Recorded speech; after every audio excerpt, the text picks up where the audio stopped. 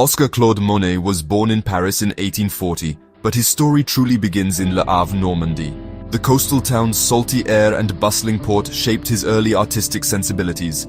Young Monet disliked the classroom, preferring to fill his notebooks with caricatures of teachers and townspeople. These witty sketches earned him local fame and his first taste of life as an artist. His father wanted him in the family grocery business, but Monet's heart was set on art. His mother, a singer, supported his ambitions.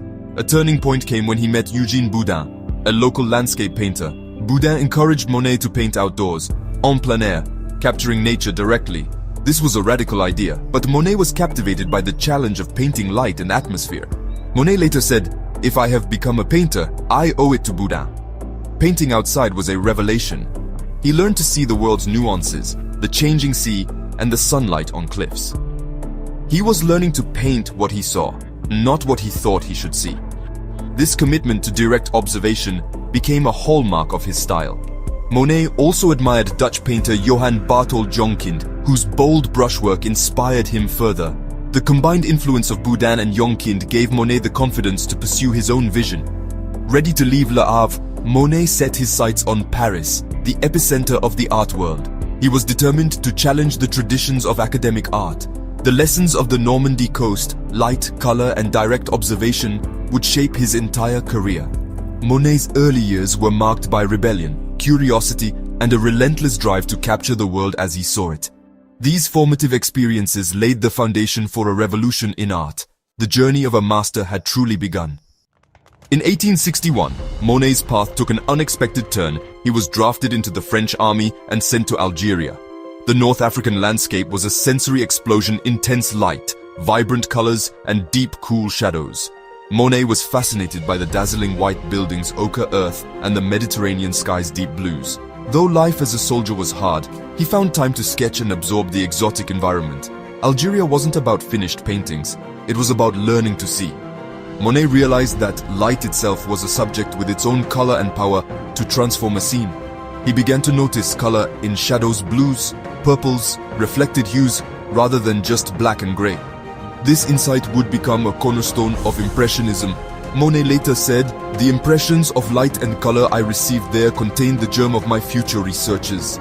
After a year, illness cut his service short. His aunt arranged his release, on the condition he pursue formal art studies in Paris. Monet returned to France, his health weakened, but his artistic vision forever changed. The memory of Algerian light became a benchmark for all of his future work. He carried a new understanding of pure, unadulterated color. This experience set him apart from his peers as he entered the Parisian art world. Monet's time in Algeria was brief, but its impact was profound. He had learned to see the world and paint it in a radically new way. The seeds of his masterpieces were sown under the African sun. Monet was ready to bring this vision to the heart of the art world. A revolution in painting was on the horizon. Back in Paris, Monet enrolled in Charles Glaire's studio, as promised to his aunt. Glaire's academic methods, copying ancient sculptures, painting idealized scenes, clashed with Monet's growing passion for light and modern life. Monet found the rigid traditions stifling, but the studio offered something invaluable: friendship. Here, he met Renoir, Sisley, and Basile, young artists who shared his dissatisfaction with the old ways. Together, they escaped the studio to paint outdoors, exploring the forest of Fontainebleau. They shared ideas, techniques, and a rebellious spirit. Their camaraderie became the foundation of a new movement. They dreamed of art that reflected the world around them, not the myths of the past. The friendships forged in Glaire's studio gave Monet the support he needed. This group would soon challenge the powerful French art establishment. The seeds of Impressionism were sown in these early collaborations. A revolution was taking shape, one brushstroke at a time. In 1874, Monet and his circle organized their own exhibition, defying the Paris Salon's rejections. Among the works was Monet's painting of Le Havre's port at sunrise, hazy, atmospheric, and alive with quick brushstrokes. When asked for a title, Monet simply said, "Put impression." Thus, Impression Sunrise was born. Critics were scandalized, calling the works unfinished and crude. One critic, Louis Leroy, mocked the group as Impressionists, a name meant as an insult, but the artists embraced it, seeing it as a perfect description of their goal to capture fleeting impressions of the world. They weren't interested in detailed records, but in the sensory experience of a moment. Impressionism became the banner for a new movement. Monet's painting became its symbol, a declaration of independence from tradition. The exhibition was met with ridicule, but it marked the birth of modern art. The Impressionists had found their voice and their identity. They would change the course of art history. The world would never see painting the same way again. Monet's sunrise was more than a scene. It was the dawn of a revolution. The critics' scorn only fueled their resolve. Impressionism was here to stay. Monet had led the charge. A new era in art had begun. The first Impressionist exhibition was the result of years of shared frustration and vision. Monet, Renoir, Sisley, Pissarro, Degas, and Morisot formed the core of the group. They turned away from grand historical subjects, focusing instead on modern life, Paris streets, countryside, and leisure scenes. This was a radical break from tradition. The Impressionists rejected the old hierarchy of genres, arguing that a haystack or lily pond could be as meaningful as a mythological scene. Their technique was just as revolutionary: visible brushstrokes, vibrant colors, and rapid execution to capture changing light. They painted what they felt as much as what they saw. The group organized 8 exhibitions, often facing ridicule and financial hardship. Yet they persisted, supporting each other through adversity. Their movement was more than a style. It was a new way of seeing and being an artist. They claimed the right to paint their own time, on their own terms. The Impressionists became pioneers of a new artistic frontier. The Impressionist rebellion was aimed squarely at the Paris Salon, the gatekeeper of artistic success. The Salon favored neoclassicism, grand, idealized scenes from history and mythology, painted with smooth, invisible brushwork. This style felt out of touch with the modern world. Monet and his peers saw life as dynamic, ever-changing, and full of sensory experience. They rejected the Salon's static ideals, choosing instead to paint the vibrant reality around them. The Salon jury dismissed their work as crude and unfinished. But the Impressionists weren't interested in timeless ideals. They wanted to capture fleeting moments. Their art was about perception, not narration. The clash with the Salon was a battle for artistic freedom. The Impressionists fought for the right to paint what they saw, how they saw it. Their rebellion challenged the very foundations of the art world. The old order resisted, but change was inevitable. Monet and his friends were determined to break free. A new vision of art was emerging. In 1863, the Salon jury's harsh rejection sparked a public outcry. Emperor Napoleon III responded by creating the Salon des Refusés, the exhibition of the refused. Crowds flocked to see the controversial works, often to mock them. Monet's Le Déjeuner sur l'herbe caused a scandal, depicting a nude woman in a modern setting. For Monet and his peers, the Salon des Refus was a turning point. It showed them they weren't alone in challenging tradition. The event legitimized their dissent and proved there was an audience for new art. Monet became a hero to the younger artists. The Salon des Refusés planted the seed for independent exhibitions. It marked the first major crack in the Academy's authority. Monet and his friends gained the courage to continue their revolution. The refused of 1863 would become the celebrated masters of the future. The art world was changing. The Impressionists were leading the way.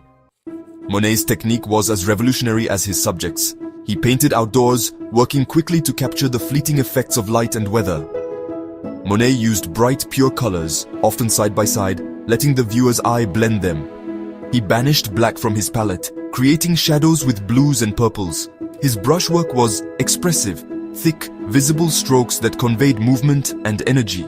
Monet often painted the same scene at different times of day, capturing subtle shifts in light. He worked on multiple canvases at once, moving between them as the light changed. This methodical approach was almost scientific. Monet's focus was always on the sensation of the moment. His paintings vibrate with life, color, and atmosphere. He taught the world to see beauty in the everyday. Monet's genius lay in making the fleeting eternal. Monet's influence on art is immense. He liberated artists from academic tradition, elevating landscape painting to new heights. His focus on personal vision paved the way for modern art. Monet's radical use of color inspired Post Impressionists, Fauvists, and even abstract painters. His Waterlilies series approached pure abstraction, anticipating future movements. Monet's series paintings, Haystacks, Cathedrals, showed that the true subject was light itself. He demonstrated that art could be about perception, not just objects. Today, Monet is celebrated worldwide. His paintings draw crowds and inspire artists. He changed how we see the world, teaching us to notice light, color, and beauty in the everyday. Monet's dedication to his vision despite ridicule is a testament to artistic freedom. He began as a rebel and ended as a master. Monet's legacy is a new way of seeing, Among Monet's most iconic achievements stands the Haystacks series, a quiet revolution in the field. In the early 1890s, Monet set his easel before humble stacks of harvested wheat, painting them again and again through shifting seasons and changing light. Each canvas became a study of time's passage and the endless dance of color and shadow. Monet's brushwork grew looser and more daring, capturing not the object, but the sensation, the cool mist of dawn, the glow of sunset, the pale shimmer of winter frost. The Haystacks revealed that the true subject was not the haystacks themselves, but the fleeting atmosphere that surrounded them. This series transformed the ordinary into the extraordinary. Monet's Haystacks challenged viewers to see with fresh eyes and inspired generations of artists to seek beauty in the everyday. In these golden fields, Monet painted not just what he saw, but how he felt, forever changing the language of art. In the sanctuary of his Giverny garden, Monet found his greatest muse, a pond brimming with water lilies, their blooms drifting across mirrored waters. Here, he painted not just flowers, but the poetry of reflection, where sky, leaf and water became one. The Waterlilies series stretched across vast canvases, enveloping viewers in shimmering blues and gentle greens. Each stroke invited immersion, dissolving boundaries between earth and sky, between artist and viewer. Monet's vision grew ever more abstract, seeking the infinite within a single pond. These paintings became his legacy, cathedrals of light and tranquility, echoing with the hush of water and the passage of clouds. In the Waterlilies, Monet gifted the world a sanctuary, a place to lose oneself in beauty and in wonder, forever suspended between reality and dream.